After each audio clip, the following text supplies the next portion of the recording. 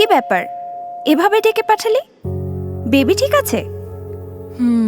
হ্যাঁ। শোন না, যতই দিন যাচ্ছে ততই টেনশন বাড়ছে। এত চিন্তা করছিস কেন? আমরা তো আছি। আর প্রথম বেবির সময় এরকম হয়। একে তো ডায়াবেটিস ধরা পড়েছে, তার উপর blood pressure, high risk pregnancy.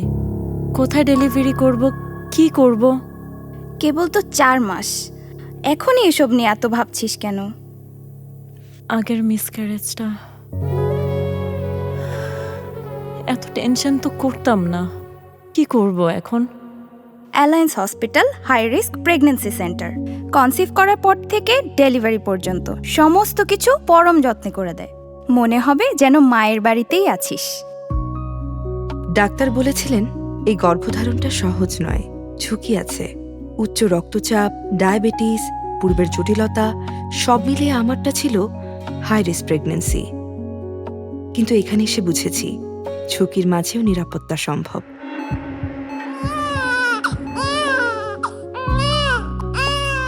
বিশেষজ্ঞ চিকিৎসক, 24/7 নজরদারি, আধুনিক প্রযুক্তি আর আন্তরিক যত্ন, প্রতিটি মুহূর্তে দুটি হৃদস্পন্দনের পাশে।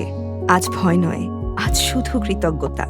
হাই রিস্ক প্রেগন্যান্সি মানেই শেষ নয়, সঠিক যত্নে জন্ম নেয় নিরাপদ ভবিষ্যৎ। Alliance hospital high risk pregnancy centre, মনে হয় যেন মায়ের বাড়িতে আছি।